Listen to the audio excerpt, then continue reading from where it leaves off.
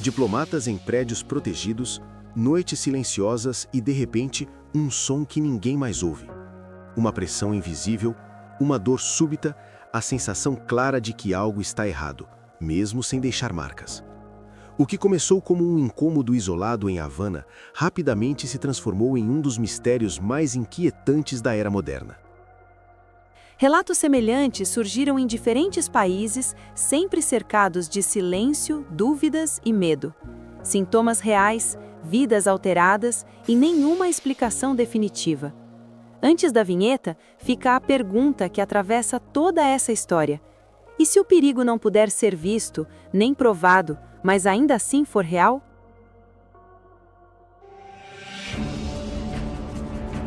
Curiosofobia.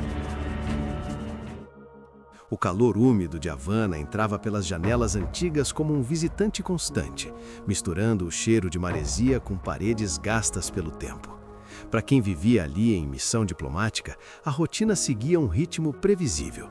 Reuniões formais durante o dia, noites silenciosas atrás de portas reforçadas. Nada parecia fora do lugar, até que, em meio a esse cotidiano controlado, algo invisível começou a se insinuar. Não era visto, não era tocado, mas era sentido. Um desconforto estranho, uma pressão no ar, como se o ambiente tivesse aprendido a observar em silêncio. Os primeiros relatos não pareciam alarmantes à primeira vista. Eram sensações descritas quase com constrangimento, como se quem falasse tivesse medo de estar exagerando. Um zumbido persistente, um som agudo que surgia do nada, atravessava paredes e parecia seguir a pessoa pelo cômodo. Em alguns casos, vinha acompanhado de tontura, náusea, uma confusão mental difícil de explicar. Tudo desaparecia tão rápido quanto surgia, deixando apenas a dúvida e uma inquietação difícil de ignorar. Com o passar dos dias, o que era tratado como coincidência começou a ganhar forma. Pessoas diferentes, em locais diferentes, descreviam experiências assustadoramente semelhantes. Quartos onde o ar parecia vibrar, cabeças que latejavam sem aviso, uma sensação súbita de desequilíbrio, como se o chão tivesse se deslocado alguns centímetros. Não havia sinais visíveis, não havia marcas no corpo, apenas a certeza íntima de que algo estava errado. E quanto mais se tentava racionalizar, mais o medo crescia nas entrelinhas. O detalhe mais perturbador era a precisão. Muitos relatavam que, ao mudar de posição no ambiente, o efeito cessava imediatamente, como se tivessem saído do alcance de algo direcionado. Um passo para a esquerda e o som desaparecia. Um passo para trás e a pressão retornava. Essa sensação de estar sendo alvo de algo invisível criava um desconforto psicológico profundo. Não era apenas dor física, era a impressão clara de estar sendo observado, testado, medido. O silêncio institucional tornou tudo ainda mais pesado. Nos corredores, conversas eram interrompidas quando alguém se aproximava. Relatórios circulavam de forma discreta, palavras cuidadosamente escolhidas, nenhuma conclusão definitiva. Enquanto isso, alguns dos afetados começaram a perceber mudanças mais duradouras. Dificuldade de concentração, lapsos de memória, noites mal dormidas, uma ansiedade constante que não existia antes.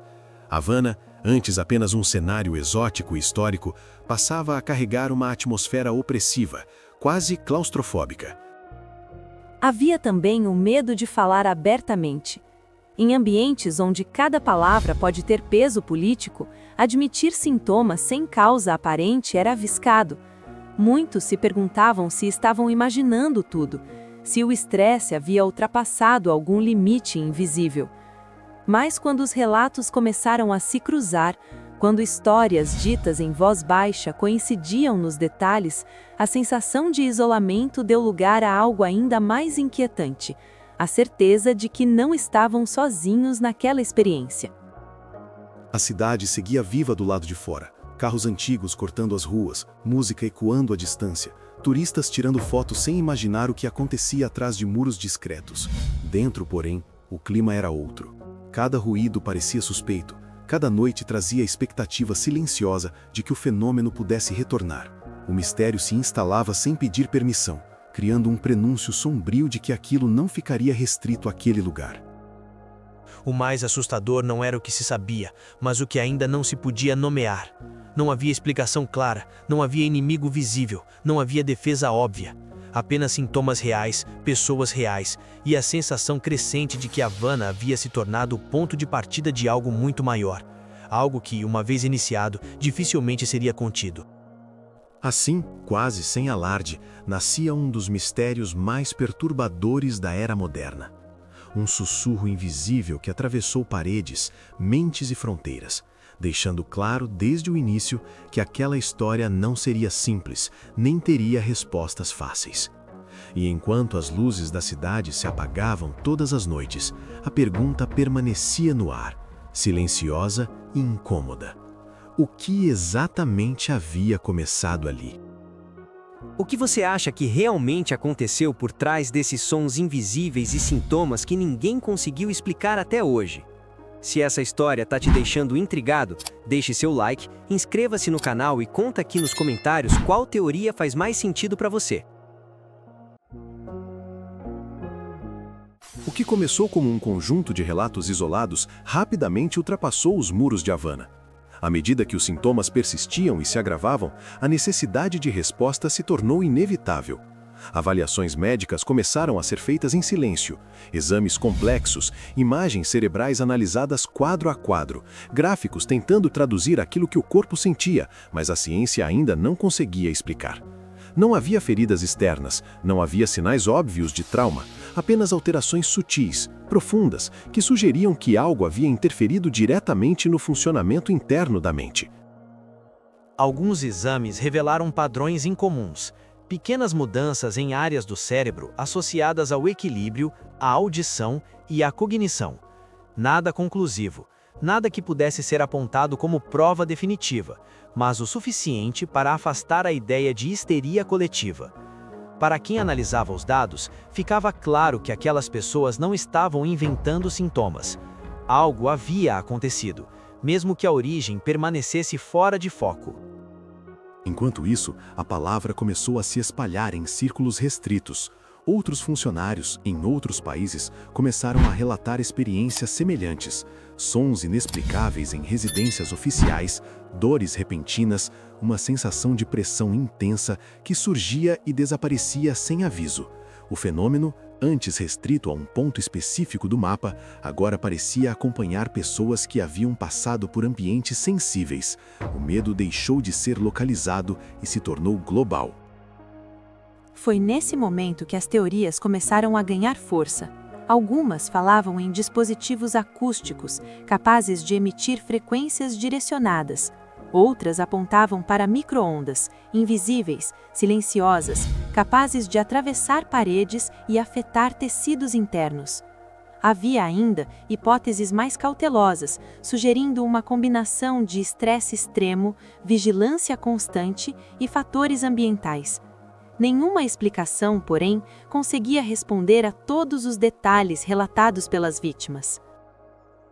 A ausência de consenso alimentava ainda mais a tensão. Cada nova teoria abria espaço para outra dúvida. Se fosse uma arma, onde estava? Quem a controlava? Se fosse algo psicológico, por que os efeitos físicos persistiam mesmo longe do local original? As perguntas se acumulavam enquanto os relatórios se tornavam mais cautelosos, quase herméticos. O vocabulário técnico substituía palavras simples, como se a complexidade da linguagem pudesse conter o pânico que crescia nos bastidores. Para quem viveu os episódios, a investigação era apenas uma parte do problema. Muitos carregavam sequelas duradouras. Dores de cabeça constantes, dificuldade para se concentrar, sensibilidade extrema a sons comuns. Atividades simples se tornaram desafios diários. Alguns precisaram se afastar de funções que exigiam precisão mental. O impacto era silencioso, mas profundamente transformador, criando uma linha invisível entre quem era antes e quem se tornou depois. À medida que mais informações vinham à tona, o silêncio oficial se tornava ensurdecedor. Declarações públicas eram vagas, cuidadosamente medidas. Nenhuma confirmação direta, nenhuma negação absoluta. Esse espaço vazio entre o que era dito e o que era vivido se transformou em terreno fértil para o medo. A sensação de estar vulnerável a algo que não podia ser visto, ouvido ou combatido corroía a confiança em ambientes antes considerados seguros. O mais inquietante era a possibilidade de que aquilo pudesse acontecer novamente em qualquer lugar. Embaixadas, hotéis, residências temporárias. Não havia como saber onde o próximo episódio poderia surgir. Essa incerteza alterou comportamentos, criou paranoias discretas, olhares atentos a ruídos banais, uma vigilância constante do próprio corpo. O medo deixou de ser um evento e passou a ser um estado permanente. Assim, o mistério da Síndrome de Havana entrou em uma nova fase. Não era mais apenas sobre o que havia acontecido, mas sobre o que poderia voltar a acontecer.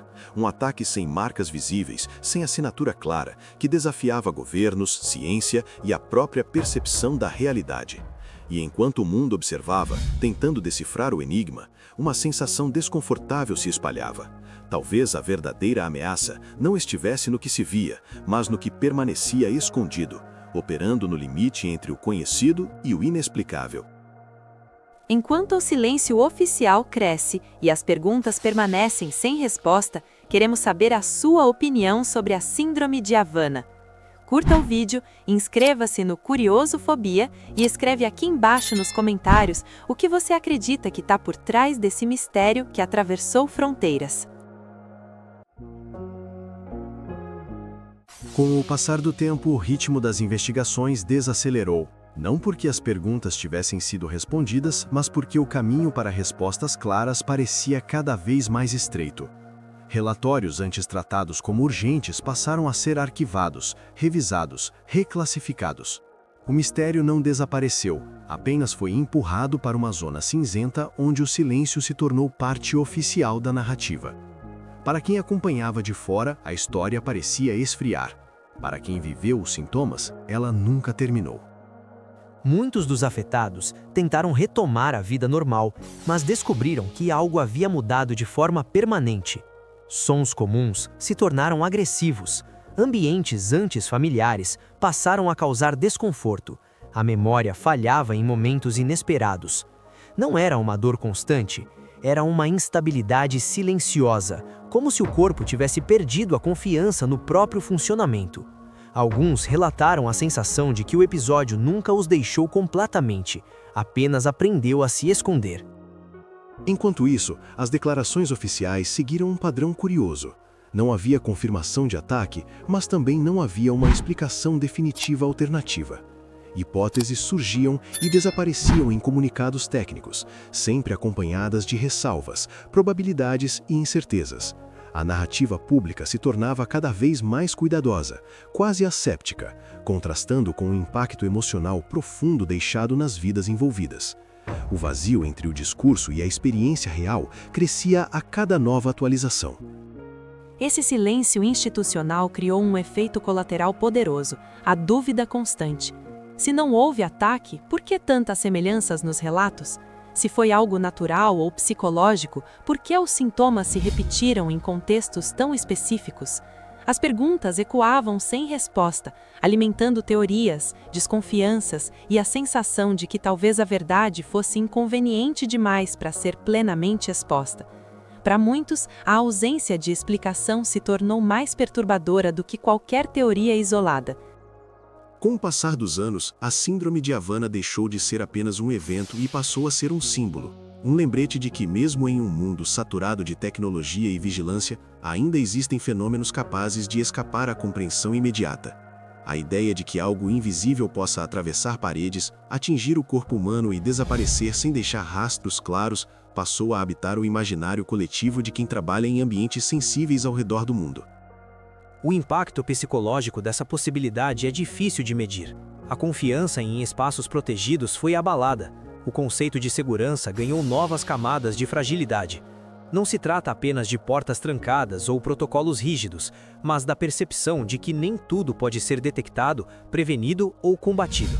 Para alguns, a maior ferida não foi física, mas a perda da sensação de controle sobre o próprio ambiente. Mesmo sem uma conclusão definitiva, a história continuou a produzir ecos. Documentos vazados, análises independentes, novos estudos tentando reinterpretar dados antigos.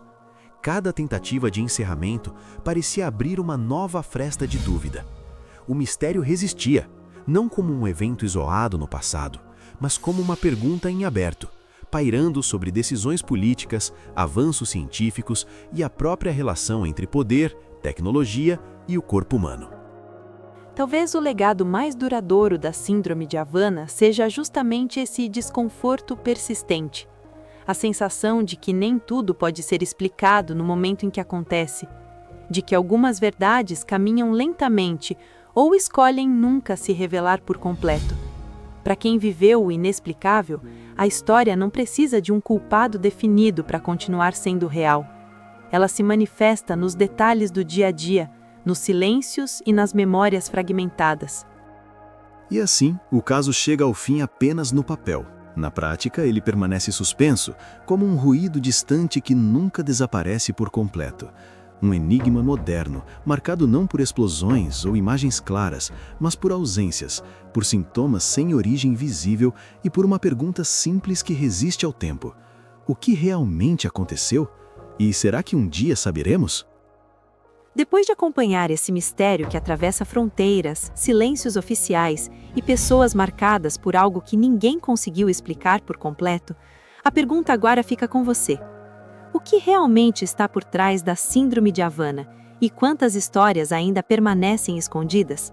Se esse enigma te fez refletir, deixe seu like, inscreva-se no Curiosofobia e ative o sininho para não perder os próximos casos que desafiam a lógica, a ciência e o que acreditamos saber sobre o mundo.